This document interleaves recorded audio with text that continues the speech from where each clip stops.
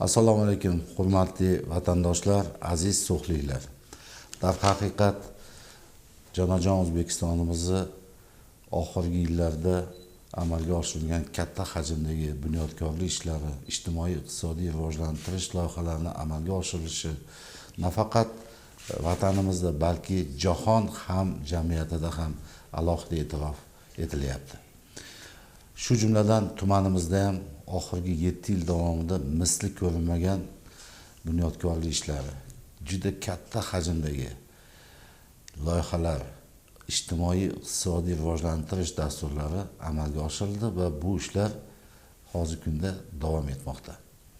Hurmatli vatandoshlar, davlatimiz rahbari, hurmatli prezidentimizni joriy yilning 11-12 iyul kunlari viloyatimizga qilgan tashriflarida Farg'ona viloyatiga hudud sanoati va infratuzilmasining rivojlanishi, mahallalarda olib borilayotgan yirik bunyodkorlik ishlari bilan tanishish, yangi yirik loyihalarga start berish yuzasidan tashriflar davomida bizga yangi imkoniyatlar, yangi ishlash tizimini eshigini ochib berdilar.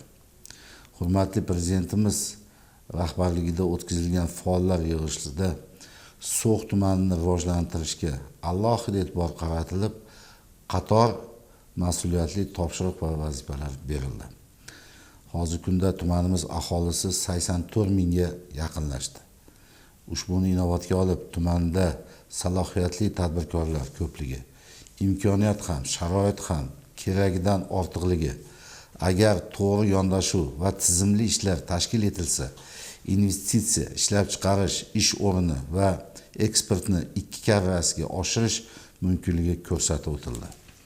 Ushbu ishlarni amalga oshirish uchun tumanning ijtimoiy-iqtisodiy rivojlantirish bo'yicha alohida dastur ishlab chiqdik. Tumanda baliqchilikni rivojlantirish uchun So'x daryosi qirg'oqlaridan samarali foydalanish maqsadida bir necha yillardan buyon foydalanilmasdan kelinayotgan yer maydonlarida suv havzalari tashkil qilish orqali 60 tonna baliq yetishtirish yo'lga qo'yiladi bu yil. Hozirgi kunda ishlar boshlangan va farel balig'i ham tashlandi. Shuningdek, yangi o'zlashtirilayotgan Qayroq massivida tanlab olingan 200 gektar yer maydonini birinchi bosqichda 80 gektari o'zlashtirilib, malina plantatsiyasi tashkil etildi. Va bu ishlar hozirgi kunda ham davom etyapti. Ish yakuniga yetgach, har bir o'sha xonadonga 50 sotiqdan 160 ta oilaga bo'lib berish va kooperatsiya usulida ish tashkil etiladi. Shuningdek, tumanimizning Jarpaya massivida yangidan o'zlashtirilayotgan 60 gektar yer maydonlarida dorivor o'simliklarni yetishtirish yo'lga qo'yiladi. Ushbu hududda 100 ming tut plantatsiyasi tashkil etiladi. Tumanimizning asosiy o'sish nuqtalaridan biri, hammalaringga xabarlarim bor, bu pillachilik. Tumanni iqtisodiy rivojlantirish maqsadida prezidentimiz belgilab berilgan yangicha tizim asosida ish olib borib, tadbirkorlar bilan uchrashuvlar o'tkazib, ularning muammolarini hal etish, qo'shimcha imkoniyatlarni ishga solish orqali joriy yilda sanoat mahsulotlarini ishlab chiqarish hajmini 147,4 milliard so'mga yetkazib, umumiy o'sish sur'atini 1,8 barobarga oshiraman. Davlatimiz rahbari dunyodagi hozirgi o'ta murakkab sharoitda jahon bozoriga yangi yo'l ochish, investitsiya olib kelish bo'yicha aniq vazifalar belgilab berdilar. Shundan kelib chiqib 2024-2025 yillar davomida umumiy qiymati 46,6 million dollarlik 8 ta loyihalarni shakllantirib oldik. Va shundan 2024 yil yakuniga qadar qiymati 23,6 million dollar miqdorida to'g'ridan-to'g'ri xorijiy investitsiyalar va kreditlar o'zlashtiriladi. So'x tumanini Sarikanda mahalla fuqarolar yig'iniga qarashli Gayston massivida qishloq xo'jaligi toifasidagi 12 gektar yer maydonini toifasini o'zgartirish hisobiga hukumat komissiyasiga taklif kiritilgan. Bu bo'yicha umumiy qiymati 10 million dollar bo'lgan turizm obyektlarini tashkil etish belgilangan va bu yo'nalishda hozirgi kunda yer ishlari olib borilmoqda. Mulg'on mahalla fuqarolar yig'ini hududida joylashgan 1,3 gektar yer maydonlariga rossiyalik investor Niso MChJ tomonidan xizmat yo'nalishida kompleks savdo markazi loyihasini amalga oshirish orqali 2 million dollar to'g'ridan-to'g'ri xorijiy investitsiyalar o'zlashtiriladi. So'x tumanida o'sish nuqtasi yana biri bu turizm. Ayniqsa tibbiyot turizmi bo'lganligi sababli bugungi kunda So'x Samrat IT MChJ tomonidan qiymati 2 million dollarlik tibbiy diagnostika markazi hamda 40 o'rinli travmatologiya, ginekologiya va kardiologiya faoliyatini yo'lga qo'yish bo'yicha qurilish ishlari boshlandi. Hurmatli prezidentimiz xabarlaring bor, 2022-yil may oylarida viloyatimizga tashriflari davomida So'x tumanida tibbiyot turizmini rivojlantirish bo'yicha bizga tizimli topshiriqlar bergan edilar. Mazkur topshiriqlarning ijrosini ta'minlash natijasida 2022-2023 yillar davomida qiymati 2,1 million dollarlik 11 ta tibbiy xizmat ko'rsatish loyihalari ishga tushirilib, yangidan 105 ta yangi ish o'rinlari tashkil qilindi. 2024-yilda esa qiymati 15 milliard bo'lgan 3 ta tibbiy xizmat ko'rsatish loyihalari foydalanishga qabul qilinadi.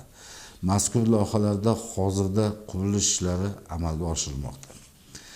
Ma'lumot uchun tumandagi Sabrina Nevromed xususiy klinikasi misolida to'xtalib o'tadigan bo'lsak, 2023-yilda jami 1557 ta xorijiy turistlar tibbiyot muolajalarini olish uchun murojaat etishgan.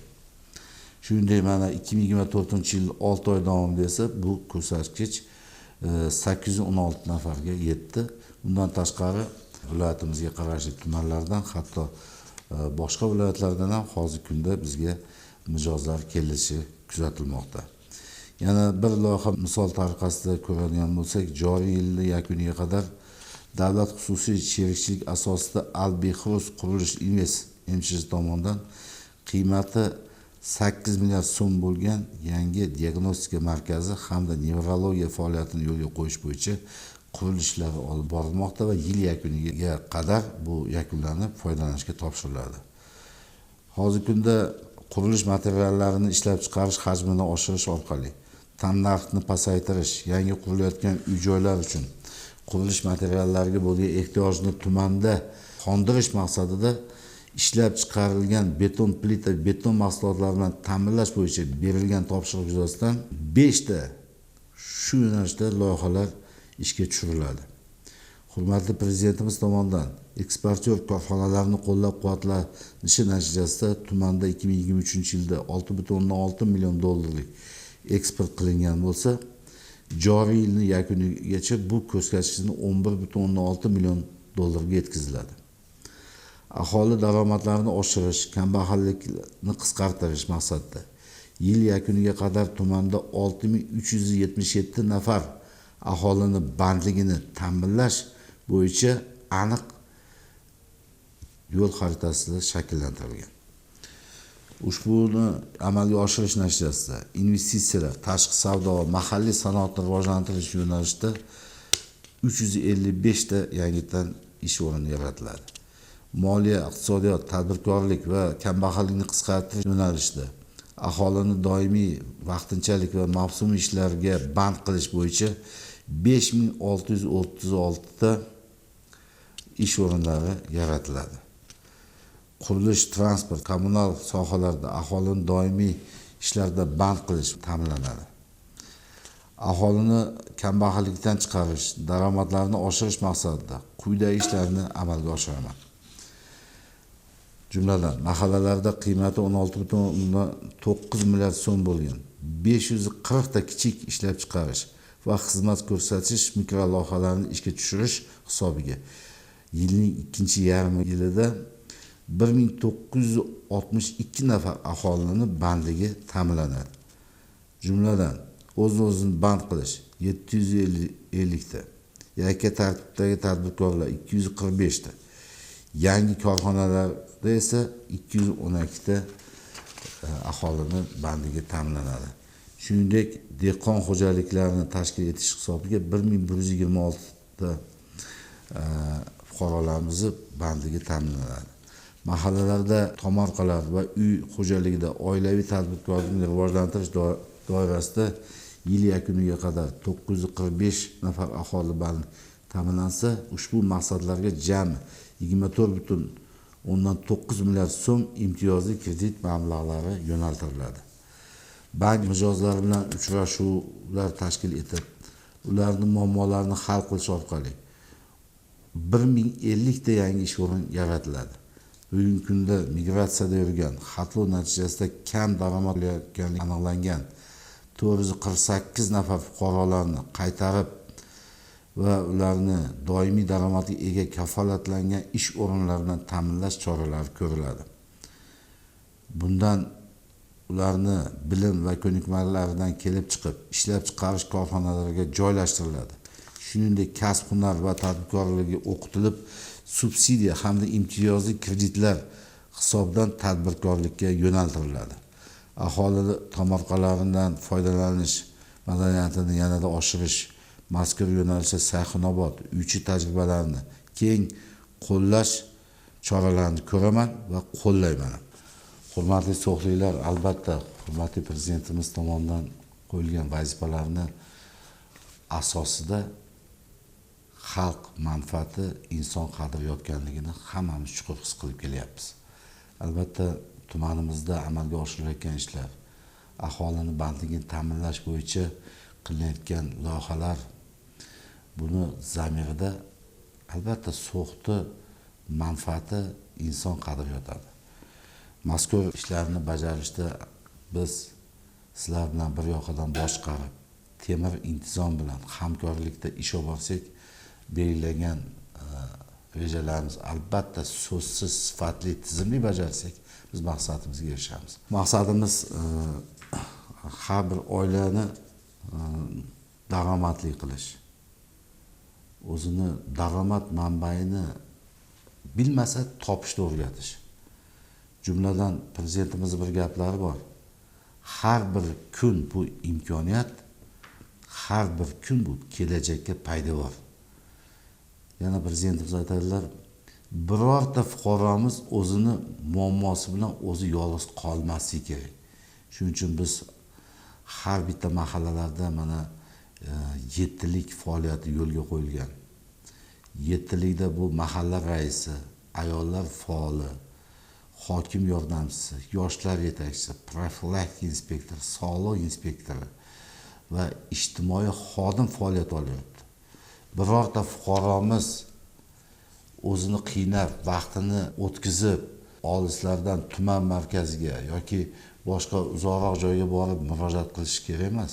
U mahalla idorasiga chiqib murojaat qilsin. Bu murojaatlar har biri e'tibor bilan ko'rib chiqiladi va albatta munosib javoblar qaytariladi. Shuning uchun hurmatli so'ximiz aholisi, mana ishchi o'rinlar yaratamiz deganimizda biz har bitta oilaning daromadi bo'lgandan keyin u yerda tinchlik bo'ladi, xotirjamlik bo'ladi, osoyishtalik bo'ladi. Bizning maqsadimiz shu. E'tiborlaringiz uchun rahmat.